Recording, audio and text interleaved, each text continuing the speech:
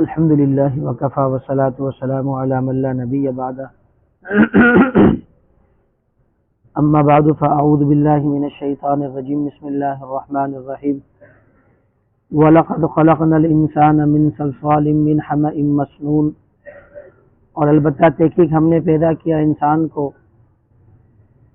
سڑے ہوئے سیاہ کھنکھناتے گارے سے، وَالْجَانَّ خَلَقْنَاهُ مِنْ قَبْلُ مِنْ نَارِ السَّمُومِ، اور جان کو پیدا کیا ہم نے اس سے پہلے بغیر دھوئیں والی تیز آگ سے، وَإِذْ قَالَ رَبُّكَ لِلْمَلَائِكَةِ إِنِّي خَالِقٌ بَشَرًا، اور یاد کرو جب آپ کے رب نے کہا تھا فرشتوں سے کہ میں پیدا کرنے والا ہوں ایک بشر انسان، من صلصال کھنکھناتی مٹی سے، من حمأ مسنون سڑے ہوئے سیاہ گارے کی، فَإِذَا سَوَّيْتُهُ وَنَفَخْتُ فِيهِ مِن رُّوحِي فَقَعُوا لَهُ سَاجِدِينَ، جب میں اس انسان کو بشر کو برابر کر دوں اور میں پھونک دوں اس میں اپنی روح تو تم اسے سجدہ کرنا، فَسَجَدَ الْمَلَائِكَةُ كُلُّهُمْ أَجْمَعُونَ، تمام فرشتوں نے سب نے سجدہ کیا الا ابلیس سوائے ابلیس کے، ابا ان یکون مع الساجدین، وہ سجدہ کرنے والوں کے ساتھ ہونے سے انکار کر بیٹھا، قال یا ابلیس ما لک الا تکون مع الساجدین، اللہ نے کہا اے ابلیس تجھے کیا ہوا، تو نے کیوں نہ شمولیت کی سجدہ کرنے والوں کے ساتھ، قال لم اکن لاسجد لبشر، کہنے لگا کہ میں لائق ہی نہیں سمجھتا کہ سجدہ کروں کسی بشر کو، خلقتہ من صلصال من حمأ مسنون، تو نے جس بشر کو پیدا کیا کھنکھناتی مٹی سے سڑے ہوئے سیاہ گارے کی، قال فاخرج منها فإنك رجیم، اللہ نے کہا نکل جا یہاں سے تو مردود ہے، وإن عليك اللعنة إلى يوم الدین، اور بے شک تجھ پر لعنت سے پھٹکار ہے قیامت کے دن تک، قال ربی فانظرنی إلى يوم یبعثون، کہنے لگا میرے رب مجھے مہلت دے اس دن جس دن تو لوگوں کو اٹھائے گا، قال فإنك من المنظرین، اللہ نے کہا جا تو مہلت دیے ہوئوں میں سے ہے، إلى يوم الوقت المعلوم، لیکن ایک وقت معلوم تک، صدق اللہ العظیم وصدق رسولہ النبی الکریم ونحن على ذلك لمن الشاہدین والشاکرین والحمد للہ رب العالمین۔ درود پاک پڑھ لیں، اللہم صلی علی محمد وعلی آل محمد كما صليت على إبراهيم وعلى آل إبراهيم إنك حميد مجيد، اللهم بارك على محمد وعلى آل محمد كما باركت على إبراهيم وعلى آل إبراهيم إنك حميد مجيد، اللهم صل على محمد في أول كلامنا، اللهم صل على محمد في أوسط كلامنا، اللهم صل على محمد في آخر كلامنا، يا رب صل وسلم دائما أبدا على حبيبك خير الخلق كلهم، هو الحبیب الذی ترجى شفاعته لكل حول من الاحوال مقتحم۔ 14واں پارہ سورۃ الحجر آیت نمبر 26 سے لے کر 38 تک ترجمے کے ساتھ آپ حضرات نے سماعت کی۔ اللہ تعالیٰ ان آیات میں جو سمجھنے کی باتیں ہیں ہمیں سمجھنے، سمجھانے اور عمل کر کے دوسروں تک پہنچانے کی توفیق نصیب فرمائے۔ مختصراً آج آپ کے سامنے بات رکھنی ہے، ایک تو اللہ تبارک و تعالیٰ نے ان آیات میں حضرت انسان کی ابتدا کو بیان کیا، اسی طریقے سے جنات جو ہیں ان کی ابتدا کو بھی اللہ نے بیان کیا، اور دوسرا پھر اللہ تعالیٰ نے انسان کے سجدے کے جو واقعات ہیں اس کو ذکر کیا، اور پھر شیطان کا مردود ہونے کا جو عمل ہے اس کو ذکر کیا۔ اللہ تعالیٰ ہمیں شیطان کے شر سے محفوظ فرمائے۔ پہلی بات تو اللہ تعالیٰ فرماتے ہیں ہم نے انسان کو پیدا کیا، کس سے پیدا کیا؟ تو فرمایا کہ صلصال، حمأ، مسنون، تین باتیں اللہ نے ذکر کی کہ انسان جو پیدا ہے ہم نے کس سے پیدا کیا، تو لفظ صلصال اس کا معنی تھا کھنکھناتی مٹی، دوسرا لفظ حمأ، حمأ کا معنی ہوتا ہے گارا جو کالا ہو بالکل سیاہ گارا، اور تیسرا لفظ یہاں ذکر کیا مسنون، بدبودار۔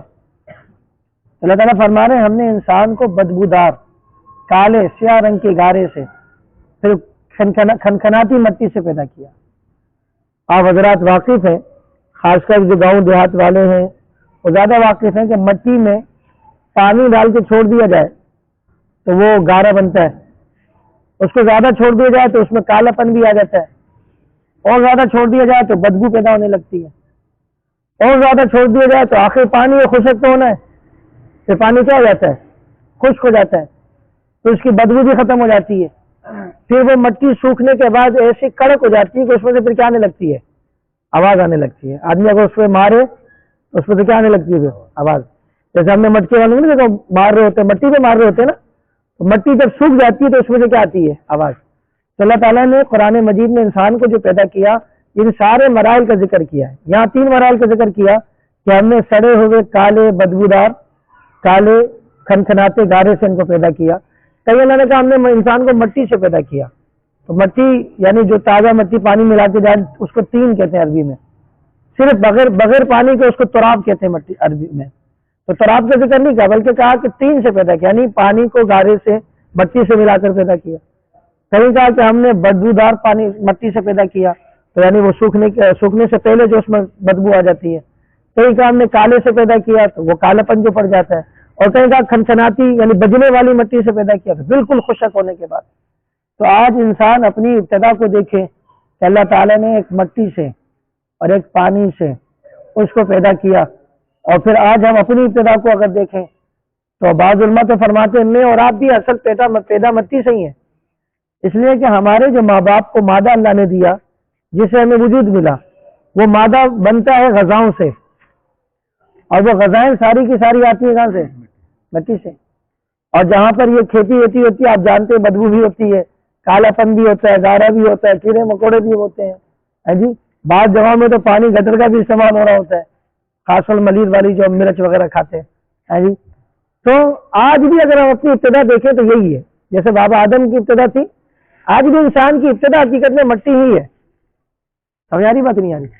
تو اللہ تعالیٰ فرمانے تمہاری حیثیت کیا، تمہیں وجود ہم نے دیا، تم نے بہترین گبرو جوان بنا دیا، اور پھر وہ بدبودار مٹی سے ہم نے جب اس کو خشک کرنے کے بعد بجنے والی مٹی سے انسان جب بنایا تو پھر ہم نے اس کو بہترین سانچہ بنا دیا۔ لقد خلقنا الانسان فی احسن تقویم، کہ انسان سے زیادہ خوبصورت کوئی نہیں جی۔ آج ہمارا اپنا مادہ ہمارے جسم پہ لگ جائے، ہاتھ پہ لگ جائے تو گھن آتی ہے، اللہ اسی مادے سے بہترین جو ہے نا بچیاں بنا دیتا ہے۔ اللہ کہتا ہے جس مالک نے تمہیں اتنی یعنی کہ حقیر چیز سے پیدا کیا، اور تم آج تھوڑی سی قوت لے کر تھوڑی سی جوانی لے کر اسی خالق کے سامنے سجدہ ریز ہونے سے گریز کرتے ہو، اسی خالق کے سامنے اکڑ کے چلتے ہو، اسی خالق کے نافرمانی کھلے عام کرتے ہو، جس نے تمہیں مٹی سے بنایا وہ ایک دن پھر تمہیں مٹی میں لے کے چلا جائے گا، تو پھر اکڑ کس چیز کی ہے؟ اس لیے اللہ تعالیٰ نے یہ جو واقعہ سنایا سوائے صرف بیان کے لیے نہیں سنایا، قصہ کہانی کے لیے نہیں سنایا، بلکہ اللہ نے جھنجھوڑا ہے کہ تم اپنی حقیقت کو دیکھو، تم پیدا کس چیز سے ہو؟ تمہارے باپ حضرت آدم کی پیدائش بھی مٹی سے ہوئی۔ اب یہاں پر ایک چھوٹا سا مسئلہ شاید آپ کے ذہنوں میں آئے، انبیاء علیہ السلام تو پاک باز ہستیاں ہیں، ان کے بارے میں یہ الفاظ کے کھنکھناتے ہوئے کالے بدبودار گارے سے پیدا کیا، تو بھئی وہ گارا ابتدا میں یہ سب کچھ تھا، لیکن بابا آدم کی جس مٹی سے پیدائش ہو رہی تھی وہ تو سوکھ چکا تھا نا، وہ تو پاک ہو چکا تھا۔ مٹی جب خشک ہو جائے تو کیا ہو جاتی ہے؟ پاک ہو جاتی ہے۔ یاد رکھیے گا، آپ کا کپڑا خشک ہو جائے پاک نہیں ہوگا، اگر اس پہ گندگی لگ جائے، اگر اس کپڑے پہ بچے نے پیشاب کر دیا، یہ اگر خشک ہو جائے سورج کی روشنی سے پاک نہیں ہوگا، اس کے لیے آپ کو پانی کا استعمال کرنا پڑے گا۔ لیکن مٹی جو ہمارے فرش ہوتے ہیں، اگر اس کے اوپر سورج کی روشنی پڑ جائے اور وہ سورج کی روشنی سے خشک ہو جائے جگہ، اور وہاں سے بدبو وغیرہ یہ ساری چیزیں کیا ہو جائے؟ ختم ہو جائے، تو وہ مٹی بالکل کیا ہو جاتی ہے؟ پاک ہو جاتی ہے۔ سمجھ آ رہی بات نہیں؟ جیسے کبھی ہم یہاں جنازہ پڑھاتے ہیں، اب لوگ کہتے ہیں مولوی صاحب جنازہ پڑھانے پتہ نہیں جگہ صاف ہے پاک ہے، بھائی روزانہ دھوپ اس پہ لگ رہی ہے، گندگی وہاں موجود نہیں ہے، تو یہ پاک کے حکم ہے۔ سمجھ آ رہی بات نہیں؟ پرانے زمانوں کے اندر اس طرح چٹائیاں نہیں بچھائی جاتی تھی، نبی کریم صلی اللہ علیہ وسلم جو سجدہ کرتے تھے مٹی پہ کرتے تھے، صحابہ کرام جو سجدہ کرتے تھے تو کنکریاں کبھی کبھی کہاں جاتی تھی؟ پیشانی پہ چبھنے لگتی تھی، تو باقاعدہ ہٹا بھی دیا کرتے تھے۔ تو پھر بعد میں اللہ پاک نے مسلمان نے وہ کیا دی؟ سہولت دی، پیسے دے دیے، اسباب دے دیے، تو پھر یہ کیا ہو گیا؟ چٹائی وغیرہ بچھانے کا اہتمام شروع ہو گیا، صحابہ کے زمانے سے شروع ہو گیا تھا، بعد میں آگے چل کر۔ تو یہ تو ایک سہولت ہے ہماری، ورنہ اصل تو سجدہ کہاں کیا جاتا ہے؟ بولو بھائی، زمین پہ، مٹی پر۔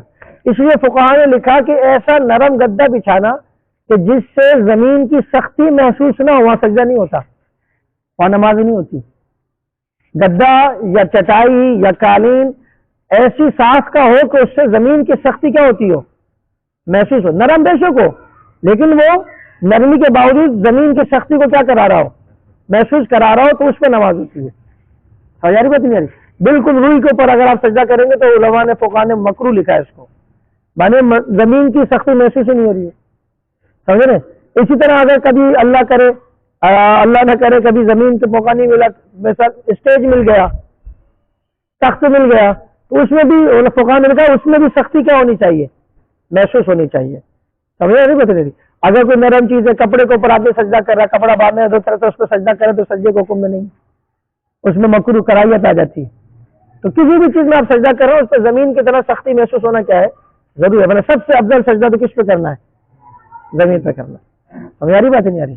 بہرحال قالین ہو گئی، جائے نماز ہو گئے، ان سب پہ سجدہ کرنا بھی کیا ہے، جائز بھی ہے، اور نبی کریم صلی اللہ علیہ وسلم کے صحابہ سے کیا ہے، ثابت بھی ہے. جس عمل کو صحابہ نے لے لیا وہ عمل سنت ہو گیا، جائز ہو گیا، کیونکہ صحابہ کی تربیت اللہ کے نبی کر کے گئے، وہ بدعت کا ارتکاب نہیں کرتے. بات سمجھ نہیں کری؟ حضرت عبداللہ ابن مسعود رضی اللہ تعالیٰ عنہ کو کسی نے بتایا کہ حضرت مسجد کے اندر لوگ اجتماعی زور زور سے ذکر کر رہے ہیں. حضرت مسعود رضی اللہ تعالیٰ عنہ کنکری اٹھا کے مسجد میں پہنچے اور پتھر مارے، کنکری ماری، اور کہا کہ ابھی تو نبی کے برتن جن میں ہم ساتھ کھاتے تھے وہ ٹوٹے بھی نہیں ہیں اور تم نے دین میں ملاوٹیں شروع کر دی. صحابہ اس درجے کے لوگ تھے، صحابہ کرام اس درجے کے لوگ تھے. ذکر بالجہر ہو رہا مسجد میں اجتماعی، اللہ سب مل کے کر رہے ہیں. حضرت ابن مسعود آگے بولا یہ طریقہ نبی سے ثابت ہی نہیں ہے بھائی، ذکر تو اپنا اپنا ہوتا ہے. اس لیے فقہاء نے لکھا کہ اجتماعی زور سے مسجد میں ذکر کرنا یہ جائز نہیں ہے. سمجھ رہی؟ ہمارے تمام فقہاء نے یہ بات لکھی.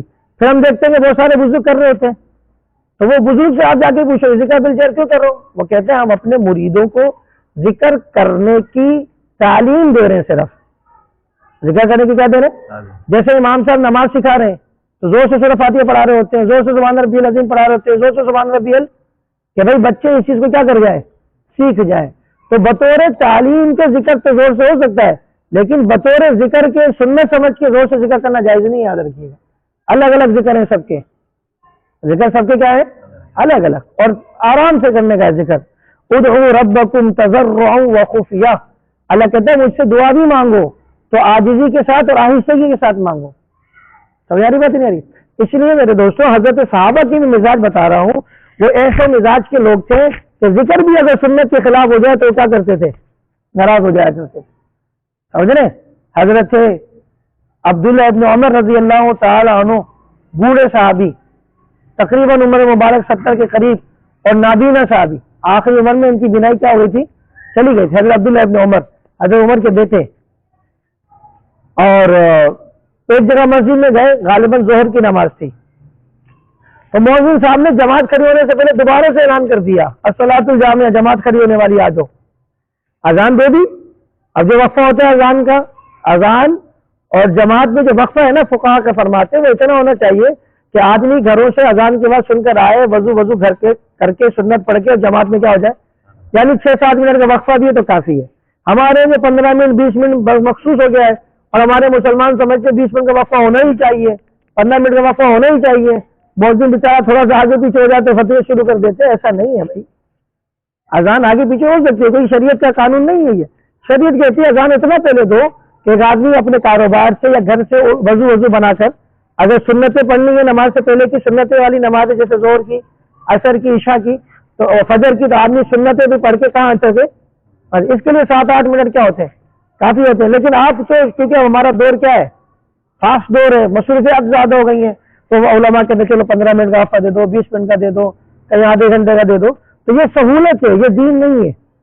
ہم لوگوں نے بس ایک چیز دیکھی تو سمجھتے بس یہی ہے، اب اس کے خلاف ہوتا ہے تو ہم یار یہ صحیح آدمی نہیں ہے، یہ مؤذن صحیح نہیں ہے، 2 منٹ لیٹ اذان. ابھی کیا ہو گیا 1-2 منٹ سے بھائی، سمجھ آ رہی بات نہیں آ رہی؟ تو ہم پانی کے انتظام میں پوری رات جاگ لیتے ہیں. اگر 1-2 منٹ ہم نے امام کے یا 1-2 منٹ ہم نے مؤذن کے انتظام میں جاگ لیا، بیٹھ گئے تو اچھا مسجد میں بیٹھے نا. اللہ کے نبی کیا فرماتے ہیں، جس کو مسجد میں آتا جاتا دیکھو اس کے ایماندار ہونے، کس کی گواہی دو، اللہ کرے کہ ہمارا دل مسجدوں میں لگ جائے. اللہ کرے کہ ہمارا دل مسجدوں میں لگ جائے۔ انسان ہے کبھی کوتاہی ہو جاتی ہے، آپ یقین کریں ایک دفعہ نہیں 4-5 دفعہ میرے سے ابھی حال نہیں، یہ جو چند ہفتوں کی بات بتا رہا ہوں، میں نے وضو بنائی، میں نے سنتیں پڑھ لی، نماز کے لیے آ رہا ہوں، دانت سے خون آنے لگ گیا۔ اب ایک تو یہ تھا کہ مقتدیوں کا دو بے مولوی صاحب دیکھ پوچھو کہ تو خیر نہیں ہوگی تمہاری، ہے پھر آدمی کیا کرتا ہے، کہتے ہیں کہ امام صاحب مجھ سے ناراض ہو گئے، اور جاؤ میاں ہمارا تم سے واسطہ ہی نہیں ہے، ہم نے تمہیں کون سے امام رکھا، ہم نے آج سے تمہیں امام مانا ہی نہیں، اس بولا میں نے بھی کون سے تمہیں وضو سے نماز پڑھائی تھی، ہے نا، بغیر وضو کی نماز پڑھائی تھی۔ تو ایسا بھی نہیں ہے نا کہ آدمی کو تو اتنا دباؤ آپ ڈال دیں کہ وہ آدمی گھبرا جائے، یار میں اب نماز میں کیسے پوچھوں، وضو تو نہیں، چلو ایسی نماز پڑھ لیں، اللہ سے توبہ کر لیں گے، توبہ تو ہے نا، نہیں ایسا نہیں ہوتا ہے، انسان ہونے کے ناطے آدمی سے کیا ہو جاتا ہے، خطا ہو جاتی ہے، کبھی کمزوری ہو جاتی ہے۔ ابھی بیچ میں ایک دفعہ ظہر کی نماز سے غالباً جو ہوں گے ان کو پتا ہوگا، تقریباً 4-5 منٹ لیٹ مؤذن صاحب نے پڑھائی تھی ظہر کی نماز، میرا خون بند ہی نہیں ہو رہا، منہ سے دانتوں سے آنے والا خون بند ہی نہیں ہو رہا، کلی کر کے تھک گیا میں کہ بند ہو جائے بند ہو جائے، خون بند ہی نہیں ہو رہا۔ تو میں نے اپنے بچوں کو بھیجا، جاؤ قاری صاحب کو بولے کیا پڑھا لیں، نماز پڑھا لیں، پھر میں خون بند کرتا رہا، یہاں جماعت پوری ہو گئی، میرا خون بند نہیں ہوا، جہاں پہ نا اس جگہ یہاں سے جو نا چھل گیا تھا، کبھی ایسا ہو جاتا ہے آدمی سے۔ تو بہرحال حدیث کر رہا تھا کہ صحابہ اسے احتیاط کرنے والے تھے۔ حضرت عبداللہ ابن عمر مسجد میں پہنچے، اذان ہو چکی تھی، جو سنتیں تھے اس سے بھی کیا ہو چکے تھے، اب جماعت کھڑی کرنی تھی، تو امام بھی دوسرا تھا، عبداللہ ابن امام نہیں تھے، مسافر تھے، تو امام صاحب مسجد میں آ گئے، مؤذن صاحب نے زور سے بات لگا دی، کیونکہ پہلے مائک تو نہیں ہوتے تھے نا، بہت زور سے بات لگا دی، بھائی جماعت ہو رہی ہے، بھائی آ جاؤ جماعت ہو رہی ہے۔ عبداللہ ابن عمر رضی اللہ تعالیٰ عنہ نابینا صحابی تھے، انہوں نے اپنے غلام کو کہا، غالباً غلام ساتھ تھے یا ان کے بیٹے ساتھ تھے سالم، ان کو کہا کہ اخرج بنا من هذه المبتدع، ہمیں اس بدعتی کی مسجد سے کہیں اور لے جاؤ، ہمیں اس بدعتی کی مسجد سے، ہم یہاں نماز نہیں پڑھتے جہاں بدعت ہوتی ہو، حالانکہ انہوں نے کیا کیا تھا، آواز لگائی تھی کہ جماعت کھڑی ہو رہی، آ جاؤ۔ ہم بازار ہمارے لوگ بدعت کرتے کہتے ہیں یار حرج کیا ہے اس میں نقصان کیا ہے، اس میں کیا مسئلہ ہے نہیں، تو آپ پوچھو گا نابینا ہے، نابینا بوڑھے ہیں، لیکن کہنے کہ بدعتیوں کی مسجد میں نماز نہیں پڑھتا۔ صحابہ اتنی احتیاط کرنے والے تھے میرے دوستوں، اس لیے صحابی نے کوئی عمل کیا ہے نا تو وہ عمل سنت ہو جاتا ہے، وہ عمل کیا ہو جاتا ہے، صحابی کے عمل ثابت ہو جائے، اس کو کوئی کہے کہ یہ بدعت ہے، انا للہ و انا، اللہ تعالیٰ ایسے بے ادبوں سے بھی ہماری حفاظت فرمائے۔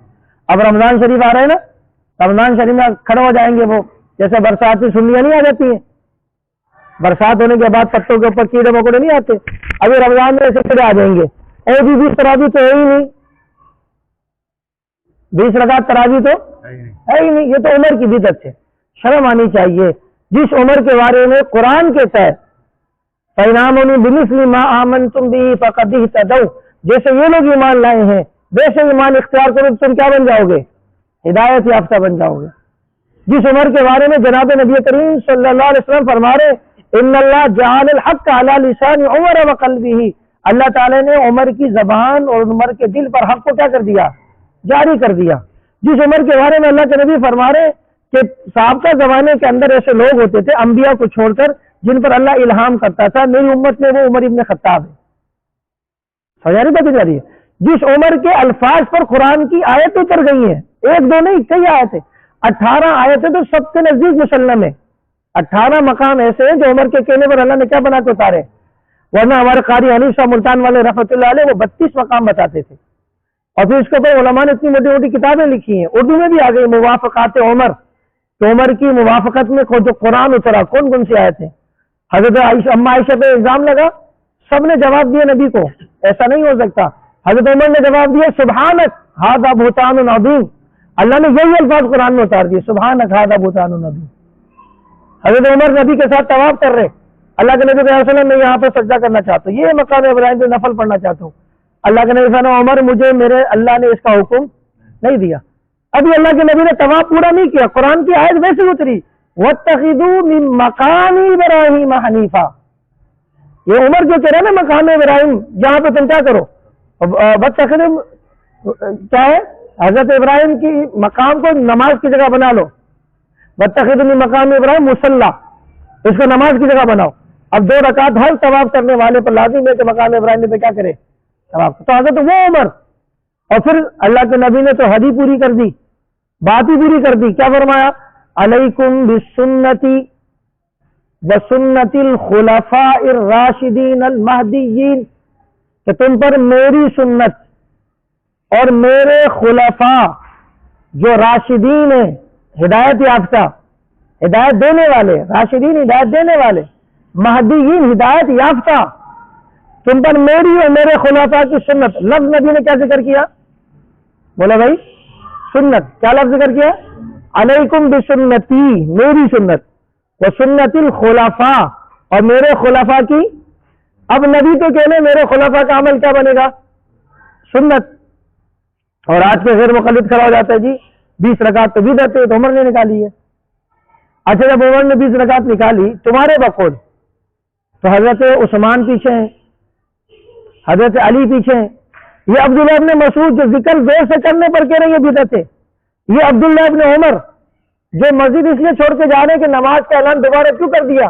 اللہ نے، نبی نے نماز کے اعلان کے لیے اذان ہمیں دی ہے، اذان کے بعد کسی اور اعلان یہ موجود ہے. اور تو چھوڑو، خالد بن ولید موجود ہے.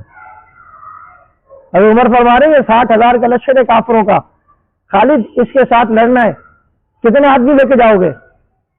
حضرت خالد کہہ رہے ہیں سیف اللہ، وہ کہہ رہے ہیں کہ حضرت میں اکیلا کافی ہوں. بہادری خالد بن ولید کی. کہا کہ اتنا گھمنڈ نہیں کرو، یہ 60,000 ہیں، کچھ افراد لے لو. تو کہا حضرت پھر ایسا کہیے 60 افراد دے دیجئے. 60,000 کے مقابلے میں کتنے افراد دے دیجئے؟ 60. یہ سچا واقعہ.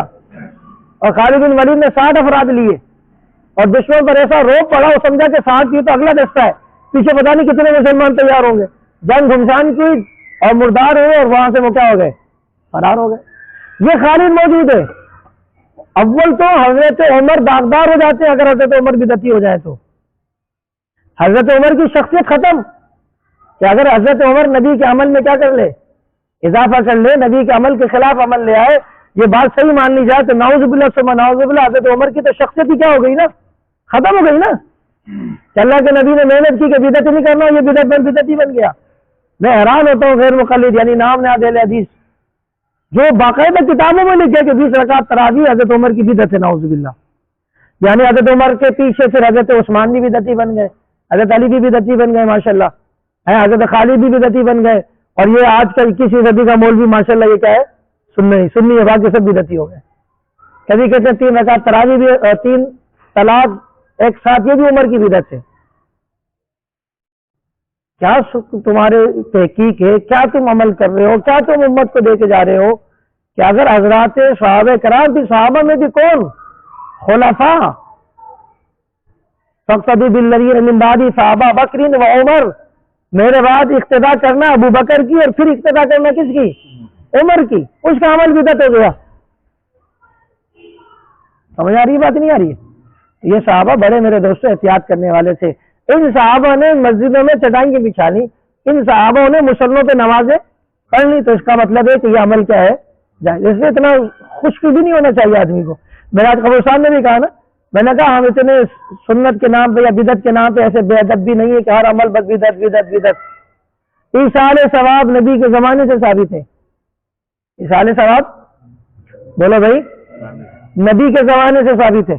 ایک صحابی آیا، یا رسول اللہ میری اماں کا انتقال ہو گیا، میں ان کے لیے کوئی عمل کر لوں؟ فرمایا کہ ہاں پانی کھود دو، کنواں کھدوا دو. اب یہ کنواں ایک اچھا عمل ہے نا بھائی، لوگ پانی پیئیں گے. اور وہ کس کے ایصال ثواب کے لیے کھودا جا رہے ہیں؟ والدہ کے لیے جو دنیا سے کیا ہو چکی ہیں. تو پتہ یہ چلا کہ نیک عمل مرنے والوں کے لیے کیا جا سکتا ہے. اب جب یہ ثابت کیا ہم نے تو وہی غیر مقلد جی کنواں کھود سکتے دوسرا نہیں کر سکتے. بھابھی واہ، یہ کیا بات ہو گئی؟ اب ہر عمل تو نہیں بتائیں گے نا نبی، یہ بھی کر سکتے ہو، یہ بھی کر سکتے ہو، یہ بھی کر سکتے ہو، یہ بھی کر سکتے ہو. بس ایک عمل بتا دیے کہ مرنے والوں کے لیے نیک عمل کیا جا سکتا ہے. بس اب جو بھی اچھا عمل ہے آپ کر سکتے ہیں مرنے والوں کے لیے. ایک صحابی رسول اللہ میری اماں کا انتقال ہو، غالباً اماں یا ابا، یا رسول اللہ اگر وہ زندہ ہوتے تو وہ حج کی بات ضرور کرتے. چلے گئے وہ وقت سے پہلے حج نہیں کر سکے، کیا میں ان کی طرف سے حج کر لوں؟ تو اللہ کے نبی فرمایا ہاں کر لو. اگر حج والا عمل قبول نہیں ہوتا مرنے والے کے تو نبی کو اجازت دیتے. دیکھیں اب حج میں نمازیں بھی ہیں، طواف بھی ہے، سعی بھی ہے، ذکر بھی ہے، تسبیحات بھی ہے، لبیک بھی ہے. یہ سارے عمل کس کے لیے قبول ہو رہے ہیں؟ مرنے والے کے لیے قبول ہو رہے ہیں. سمجھ آ رہی بات نہیں آ رہی؟ اللہ کے نبی دعا مانگنے اللہم اغفر لحینا، بولو بھائی، ومیتنا وشاہدینا وغائبنا، اللہ جو ہمارے زندہ ہیں ان کی بھی، جو ہمارے مر گئے ان کی بھی، جو یہاں موجود ہے ان کی بھی، جو یہاں موجود نہیں ان کی بھی، وصغیرنا اے اللہ جو چھوٹے ہیں ان کی بھی، جو بڑے ہیں، اور کیا ہے یہ وذکرنا وانثانا، جو ہمارے مرد ہیں ان کی بھی، جو ہماری عورتیں ہیں، سب کی کیا فرما؟ بخشش فرما، سب کی کیا فرما؟ اب یہ دعا مانگنا استغفار یہ بھی عمل ہے نا، اگر یہ عمل کسی اور کے لیے قبول نہیں ہوتا تو نبی یہ دعا کیوں کروا رہے کسی اور کے لیے؟ جب میرے الفاظ کسی کے لیے ثواب یا بخشی کا سبب بن سکتے ہیں تو قرآن کے الفاظ کیوں نہیں بن سکتے؟ ایک آدمی نے پڑھ لی قل هو اللہ احد کہ اللہ اس کا ثواب مرنے والوں کو دے دے، اس میں کیا ہے؟ ہاں اس کا اہتمام کرنا کہ تیسرے دن ہونا چاہیے، دوسرے دن ہونا چاہیے. اب ہمارے بریلوی بھائی کرتے ہیں تیسرے دن، ہمارے دیوبندی نے شروع کر دیا کون سے دن؟ اور تیسرا نہیں کر رہے ہم تو دوسرے دن کر رہے ہیں. اور بھائی تیسرے دن کی قید لگاؤ یا دوسرے دن کی قید لگاؤ، قید لگانا بدعت ہے. نہیں سمجھ آ رہی بات؟ عمل بدعت نہیں ہے، مرنے والے کے لیے ایصال ثواب کیا جا سکتا ہے، لیکن اللہ کے نبی نے اس ایصال ثواب کے لیے کوئی قید ذکر نہیں کی. جس کو جو سہولت ہے جیسے ہے جہاں ہے وہاں کرے. اب آپ کو نہیں مرنے والے کے گھر میں ہونا چاہیے، دوسرے دن ہونا چاہیے یا تیسرے دن ہونا چاہیے یا 10ویں دن ہونا چاہیے 40ویں دن. اب ہمارے دیوبندی بیچارے یہ بھی بدعتی ہوگا یہاں تھی نا کہ نبی نے 40 دن نہیں کرنا تو 38ویں دن کر لیا حضرت. تو بھائی 40 اور 38 ایک ہی چیز ہے نا، اہتمام کیوں ہو رہا ہے ایک چیز کا؟ جس عمل کا اہتمام نبی سے ثابت نہیں اس کا اہتمام کرنا یہ بدعت ہوتا ہے. اہتمام مطلب دن خاص نہیں کرو آپ، بس سمجھ آ رہی نا؟ بس اللہ نے توفیق دی آپ اولاد اور روزانہ ان کے لیے سارے ثواب کرو، بس سمجھ آ رہی. تو بدعت ہمارے اہل حدیث کہتے ہیں ثواب کی کوئی کانسیپٹ ہے ہی نہیں اسلام میں، یہ بھی غلط. ہمارے بڑی بھائی نے جو ہم کریں گے وہ سب ثواب ہو جائے گا، یہ بھی غلط. اعتدال پر آؤ. کس پر آؤ؟ کل وکذالک جعلناکم امۃ وسطا. اللہ کا قرآن کہہ رہا ہم نے تمہیں اعتدال والی امت بنایا ہے. تم یہودیوں کی طرح سخت ہو کر بے ادب بھی نہ بنو، عیسائیوں کی طرح نرم ہو کر دین میں اپنی طرف سے اضافے بھی نہ کرو، بس جو ثبوت ہو جائے اس پہ چلو. ایسا یاد ہے یاری. تو بہرحال عرض میں کر رہا تھا صحابہ کرام سے ساری چیزیں ثابت ہے. تو بات چلی تھی کہ اصل سجدہ کہاں ہونا چاہیے، لیکن گنجائش ہے کس پہ کرنے کی. اور ویسے بھی ہم دیکھیں نا کہ آج ہم اپنے گھر میں اچھے سے اچھا بچھاتے ہیں، اللہ کے گھر میں بھی اچھا بچھانے کا عرض ہے. لیکن یہ کہنا کسی آدمی کا کہ جناب اگر امام صاحب کا مصلی نہیں ہوگا تو نماز غلط ہے، یہ غلط ہے. بعض اوقات میں نے مصلی ہٹوایا، میں نے پیچھے رکھوا دیا، بعد میں آنے والا کوئی مقتدی زبردستی بچھا دیتا ہے. اور میں ہٹواتا ہی اس میں ہوں تاکہ یہ بات پتہ لگے کہ امام کے لیے الگ مصلی ہونا مقتدیوں سے ہٹ کر یہ کوئی سنت سے ثابت. اور بات سمجھ آ رہی ہے؟ جیسے آپ لوگ چٹائی پہ نماز پڑھ سکتے ہو ویسے کون بھی پڑھ سکتا ہے. بس یہ کہ ممتاز کرنے کے لیے علماء نے کہا چلو امام ہے ایک جگہ اس کی خاص ہو جائے، لوگ وہاں نہ آئے کہ یہ امام کی جگہ ہے، اس لیے سے مصلی کے اضافی ہو تو سمجھ میں بھی آتا ہے. لیکن امام کا مصلی ہونا چاہیے اور امام کا مصلی الگ ہونا چاہیے. بیچ میں میرے پاس 500 مصلی آ گئے تھے تو میں نے یہاں برابر میں کیا کر دیے، بچھوا دیے. بھائی مصلی جیسے امام ویسے عام آدمی بھی مصلی بچھا سکتا ہے، لیکن وہ ہمارے مقتدی نے چلنے ہی نہیں دیے. کس کس کو منع کرتا؟ آخر کافی مؤذن صاحب کو کہنا پڑا کیا کرو اٹھا لو یار، لوگ ناراض ہو رہے ہیں اس کے بچھانے سے. تو یہ نہیں ہونا چاہیے. یہ کیوں ہوتا ہے کہ ہم اپنے علماء کے پاس نہیں آتے، ایک چیز کو بچپن سے دیکھتے دیکھتے سمجھتے بس یہی چیز کیا ہے دین ہے، اس کے علاوہ باقی سب بیڑا کر رکھے. سمجھ رہے بہت جیسے بہرحال اللہ تعالیٰ نے فرمایا کہ میں نے تمہیں بدبودار کھنکھناتے ہوئے کالے گارے سے پیدا کیا، لہٰذا تم پھر سجدہ بھی کس کو کرو، مجھے ہی کرو، عبادت بھی کسی کرو، میری ہی کرو. پھر فرمایا کہ میں نے جن کو پیدا کیا. ایک لفظ یہاں پہ جان سمجھ لیجیے گا.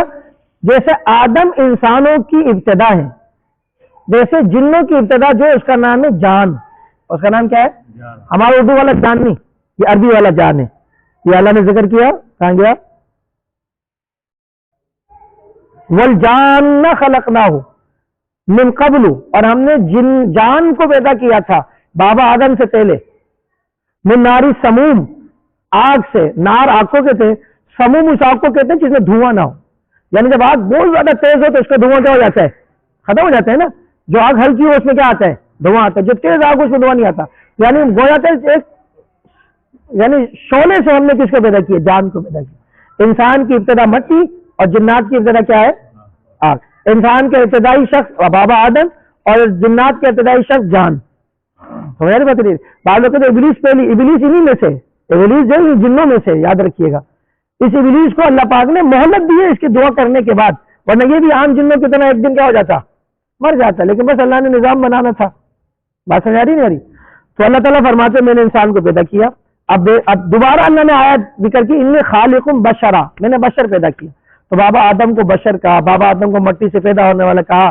آج ہمارے بھولے والے سیدھے لوگ کہتے ہیں نبیوں کو بشر کہنا نبیوں کی توہین ہے. سارے نبی بابا آدم کی اولاد ہے نا، سارے نبی کس کی اولاد ہے؟ لہذا اب یہ کہنا کہ نبی کو بشر کہنا نبی کی توہین ہے، یہ بات قرآن و سنت کے بالکل کیا ہے؟ خلاف ہے. ہر نبی کیا ہوتے ہیں؟ بشر ہوتے ہیں. ہاں بشروں میں اعلیٰ ہوتے ہیں، عرفہ ہوتے ہیں، افضل ہوتے ہیں. اللہ ان کو نبوت کے لیے کیا کرتا ہے؟ چنتا ہے. لیکن ہوتے وہ بھی کیا ہے؟ بشر. مثال کی طرح سمجھانے کے لیے کہہ رہا ہوں کہ ہم سارے کے سارے بشر ہی ہیں نا، یا امام ہو یا مقتدی ہو، ہیں تو سارے کے سارے کیا؟ بشر. بس یہ کہ امام کو اللہ نے تو علم دے دیا تو وہ آپ سے آگے ہو گیا، ورنہ ہے تو سارے ایک جیسے نا. میرے بھی بال ہیں، آپ کے بھی بال ہیں، ہماری بھی آنکھیں، آپ کی بھی آنکھیں، ہمارا بھی دل ہے، آپ کا بھی دل ہے. امام ہونے سے آدمی مقام میں چلو بڑھ گیا، لیکن انسانیت سے تو نہیں نکلا نا. بولو نا یار. اسی طرح انبیاء علیہ السلام کو اللہ پاک نے مقام اور شرف دیا کہ اللہ کے سب سے زیادہ برگزیدہ اپنے وقت کے سب سے عظیم افراد ہوتے ہیں. سمجھ آ رہی بات نہیں؟ اللہ ان سے باتیں کرتے ہیں، اللہ ان پہ وحی اتارتے ہیں، اللہ ان کے پاس جبریل بھیجتے ہیں، اللہ ان کو جو ہے نا کتابیں دیتے ہیں. لیکن پھر بھی وہ ہوتے کون ہیں؟ انسان ہوتے ہیں. یہ بھی نبیوں کا، میں نے وہی کہا نا، بے ادب بھی نہیں بنو اور اتنی تعظیم بھی نہ کرو کہ کسی کو خدا ہی بنا دو، نعوذ باللہ. سارے انبیاء کیا تھے؟ انسان تھے. اور ہر نبی کے کافروں نے یہ اعتراض بھی کیا تھا آپ انسان ہو، آپ رسول کیسے ہو سکتے ہو؟ اگر رسول ہوتا تو کوئی فرشتہ ہوتا، کوئی نور ہوتا. یہ کافر اعتراض بھی کرتے تھے کیونکہ وہ دیکھ رہے تھے نا کہ یہ فلاں کا بیٹا ہے، فلاں کا پوتا ہے، فلاں کا نواسا ہے، فلاں کا بھتیجا ہے، فلاں کا کیا نام ہے بھانجا وغیرہ وغیرہ. تو یہ کیا نہیں ہو سکتا؟ رسول نہیں ہو سکتا. یعنی کافروں کا عقیدہ یہ ہے کہ رسول اور انسان ایک ساتھ جمع. آج ہمارے مسلمان نہیں کہتے نہیں جی رسول کو انسان نہیں کہہ سکتے ورنہ تو کفر ہو جائے گا. بلکہ کیا لکھا؟ نبی کو بشر کہنا حرام ہے. اور قرآن قل انما انا بشر مثلکم، نبی آپ کو کہ میں بشر ہوں تمہاری مثل. سمجھ رہے تمہیں آ رہی ہے؟ اور کہتے ہیں نبی کو بشر کہنا کیا ہے؟ پھر آگے کتاب میں لکھتے ہیں اسی کتاب میں ہاں عقیدے کے بعد میں بشر کہہ سکتے ہو. تو بھائی عقیدے میں کس کو بشر کہہ سکتے ہیں؟ اور ویسے بھی کیا ہے؟ ہاں آپ نے کبھی سنا کہ میں نے کہا اے انسان نبی، ایسا کوئی کہتا ہے؟ صرف عقیدہ یہ رکھنا چاہیے کہ انبیاء بھی کیا ہوتے ہیں. جب بھی آدمی وظیفہ کرتا ہے اللہم صلی علی محمد یا رسول اللہ وغیرہ کا الفاظ استعمال کرتا ہے کیونکہ رسالت کا مقام بشریت کے مقام میں کیا ہے؟ زیادہ ہے. تو آپ نے نیچے والی بات کو ذکر نہیں کرتا کہ نبی بشر تھے، نہ ہم کرتے ہوتے بات آئیے تو سمجھانے سے. بات تو یہی ہوگی کہ نبی رسول ہیں، نبی اللہ کے برگزیدہ جو ہے نا پیغمبر ہیں. تو آدمی جب بات کرتا ہے تو لقب ہی سے کرتا ہے، سمجھ رہے ہیں؟ لیکن وہ ہوتا پھر بھی کیا ہے؟ جیسے مثال کے طور پر انسپیکٹر صاحب کرتے ہیں، لیکن ہوتا تو وہ بھی انسان کو بچ چاہیے نا. تو مقام آدمی بیان کرتا ہے. تو یہاں پہ اللہ تعالیٰ نے یہ بات بھی سمجھا دی کہ ہم نے بشر پیدا کیا. تو سارے انبیاء کیا ہوتے ہیں؟ بشر. جب کافروں نے اعتراض کیا نا نبی کی بشریت پر تو اللہ کے قرآن نے بتایا کہ قالت لهم رسلهم ان نحن الا بشر مثلكم. ہر رسول نے اپنی امت کو کہا کہ ہم بھی بشر ہیں مثل تمہارے. ہم بھی کیا ہیں؟ بشر تمہارے مثل تمہارے. ظہر کی نماز ہو رہی تھی، عصر کی نماز ہو رہی تھی. بخاری شریف کی روایت ہے نبی کریم صلی اللہ علیہ وسلم نے 3 رکعت پڑھا لی. کتنے رکعت پڑھائی؟ 3. اور سلام پھیر دیا. تیسری رکعت میں بیٹھ کر کیا پھیر دیا؟ سلام. صحابہ کرام میں سے ایک صحابی کہے گا رسول اللہ قصرت الصلاۃ ام نسیت، اللہ کے رسول نماز کم ہو گئی کیونکہ اس وقت تو احکامات بدلتے رہتے تھے نا. سجدے میں رفع دین ہوتا تھا، سجدے میں رفع دین ہوتا تھا، اللہ کے نبی نے بند کرا دیا. سمجھ بلا اب رفع دین کی ضرورت نہیں ہے. رکوع میں آتے جاتے رفع دین ہوتا تھا، ابن مسعود کہتے اللہ کے نبی نے اس کو بھی کیا کرا دیا؟ بند کرتے. نماز میں تبدیلی نہیں ہوتی، نماز میں بات کرنا بھی جائز تھا. بات سمجھ آ رہی نہیں آ رہی؟ تو آہستہ آہستہ نماز میں کیا آتی گئی؟ تبدیلی آتی گئی. سمجھ آ رہی بات نہیں آ رہی ہے؟ اس میں بعض لوگ جو نا رکوع میں آتے جاتے رفع دین دکھاتے جی حنفی نماز پڑھتے ہیں اور یہ تو حضرت نبی کریم صلی اللہ علیہ وسلم نماز کی کیا کرتے ہیں؟ مخالفت کرتے ہیں. او بھائی عقل کے اندھو، امام ابو حنیفہ کی کیا اوقات ہے جب نبی کریم صلی اللہ علیہ وسلم کے عمل کے مقابلے میں؟ امام ابو حنیفہ ہوتا کیا چیز ہے؟ نعوذ باللہ اگر نبی کے عمل کے خلاف کرے. اور نہیں سمجھ آ رہی بات؟ امام ابو حنیفہ کو امام ابو حنیفہ مانتے ہی اس لیے کہ اس کا عمل نبی کے عمل سے ملتا ہے. بس آ رہی نہیں آ رہی ہے؟ حضرت بخاری شریف اٹھاؤ بغیر رفع دین کے روایت، ترمذی شریف اٹھاؤ، ابن ماجہ اٹھاؤ، نسائی اٹھاؤ، سارے صاحب کئی صحابوں سے. سمجھ آ رہی بات نہیں رہی ہے؟ رفع الیدین کے بغیر نماز کیا ہے؟ ثابت. اور بھائی تم کرتے ہو ٹھیک ہے، تمہارے عمل تم کر لو، لیکن یہ کہنا کہ رفع الیدین کے بغیر نماز ہوتی نہیں ہے یا رفع الیدین نماز ہے ہی نہیں، یہ استعمال کو کس کی نماز بتانا؟ امام اعظم ابو حنیفہ کی نماز. یہ نماز حنفی پڑھتے، نماز محمدی نہیں پڑھتے. واپسی بات چھوڑے. امام حنیفہ ہمارا دادا لگتا تھا، ہم نے کہا امام حنیفہ کا پڑھا ہے؟ بتاؤ یار، ایسے جھوٹ بولتے ہیں امت کو. بہرحال تو نماز میں تبدیلی آتی رہتی تھی. کیا آتی رہتی تھی؟ تبدیلی. جناب نبی کریم صلی اللہ تعالی علیہ وسلم نے کیا بات کہا؟ پوچھا صاحب نے کیا نماز کم ہو گئی؟ جیسے اور تبدیلیاں ہوئی، ہو سکتا ہے 4 رکعتیں کتنی ہو گئی ہوں، ام نسیتا، یا اللہ کے نبی آپ کیا ہو گئے؟ بھول گئے. دو ہی بات ہے نا، یا تو نماز کم ہو گئی یا نماز میں آپ سے کیا ہو گئی؟ بھول. تو اللہ کے نبی کریم صلی اللہ علیہ وسلم نے فرمایا کہ نہ نماز کم ہوئی ہے نہ میں نماز بھولا ہوں، میں نے پوری 4 رکعت پڑھائی ہیں. تو دوسرے صحابی نے یا رسول اللہ اگر نماز کم نہیں ہوئی ہے نا تو آپ بھول گئے. اب کیا ہو گئے؟ اللہ کے نبی پاک صلی اللہ علیہ وسلم پھر ایک اور صحابی کیا واقعی میں بھولا ہوں 3 رکعت پڑھائی ہیں؟ ہاں 3. اللہ چلو اچھا 4تھی رکعت بھی پڑھی. اتنی بات کے بعد 4تھی رکعت پڑھی ہے. یہ ساری باتیں ہوتی رہی ہیں اور پھر شروع سے نماز نہیں پڑھی ہے. کیا پڑھی؟ 4تھی رکعت پڑھی. تو اس کے بعد سجدہ سہو کیا. تو یہاں سے امام سے بھی بھول ہو سکتی ہے. اور یہاں سے یہ مسئلہ بھی پتا چلا کہ جیسے آپ کی بھول معاف ہے ویسے امام کی بھول بھی کیا ہوتی ہے. اس لیے نماز کے اندر امام سے غلطی ہے تو بتایا کرو، اور نماز بھی پھر تذکرہ ہی نہیں کرو. یہ بونس مل گیا. اگر مثال 3 رکعت پڑھ کے امام نے سلام پھیر دیا اور امام کا بالکل جو ایک ذہن ہے کہ میں نے کیا پڑھائی ہے کیا، تو اس کو نہیں بتاؤ. یہ 1 رکعت آپ کو مفت میں ثواب میں مل گئی. جیسے روزے دار بھولے سے کھا لے تو روزے کا ثواب ہوتا نہیں ہوتا؟ اور وہی بولو نا. تو اس لیے یا تو نماز میں ہی بتاؤ، اگر نماز میں نہیں بتایا تو آپ کی نماز ہو گئی کیونکہ آپ کس کے مقتدی ہیں؟ امام. ہاں البتہ امام کو بھی شک ہو گیا کہ شاید واقعی یار میں نے 3 پڑھائی ہیں، اب نماز نہیں ہوگی. اب کیونکہ کیا ہو چکا ہے؟ اب امام کو چاہیے نماز دوبارہ سے کیا کرے، کیونکہ اب بولنا نماز میں بعد میں بالکل کیا ہو گیا؟ بند ہو گیا. تو اب جناب نماز ختم ہو گئی اور اپنا سینہ قبلے سے کیا ہو گیا پھر، تو اب دوبارہ سے نماز پڑھیں گے. سمجھے نا؟ کچھ دنوں پہلے مجھے ایک ساتھی نے کہا عشاء کی نماز میں، بول صاحب آپ نے 3 سجدے کر دیے. میں کہا نہیں میں نے تو 2 کی ہیں. وہ کہا نہیں آپ نے 3 کی. میرا تو شرح صدر ہے کہ میں نے کتنے کی ہیں، بس آپ کی ہو گئی. میں نے کہا اگر 3 بھی کیے تو آپ نے مجھے نہیں بتانا تھا. سمجھا نا؟ اگر مجھے شک پیدا ہو جائے تو وہ نماز نہیں ہوگی پھر، کیونکہ 3 سجدے فرض میں اضافہ ہو گیا نا. سمجھ آ رہی بات نہیں آ رہی؟ تو اس لیے بہرحال یہ مسئلہ بھی ہو گیا. لیکن اللہ کے نبی کو یہاں پہ کیا ہو گیا؟ اب جب 2 بندوں نے کہا تو اللہ کے نبی کو اب شک ہو گیا. پھر اللہ کے نبی نے 4تھی رکعت پڑھائی. بات سمجھ آ رہی نہیں؟ تو میرے عزیز ساتھیوں، نبی کریم صلی اللہ علیہ وسلم کا عمل ہمارے لیے کیا بنے گا؟ نمونہ بنے گا. آقا علیہ الصلوۃ والسلام نے اسی طرح تبدیلیاں آئی ہیں تو صحابہ کرام رضوان اللہ علیہم اجمعین بھی نبی کریم صلی اللہ تعالی وسلم سوال کیا کرتے تھے.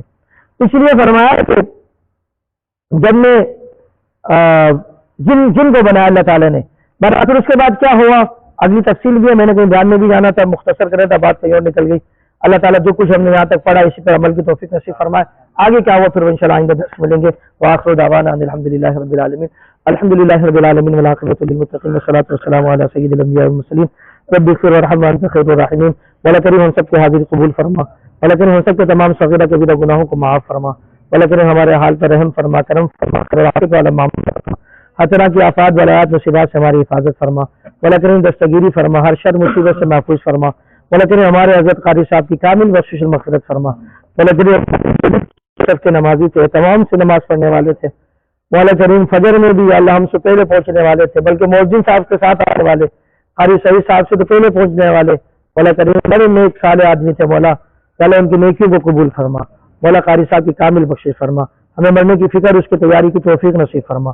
جزا اللہ عنا محمد صلی اللہ علیہ وسلم ما هو احد وصلی اللہ علی النبی الکریم وعلی آلہ واصحابہ اجمعین. آمین برحمتک یا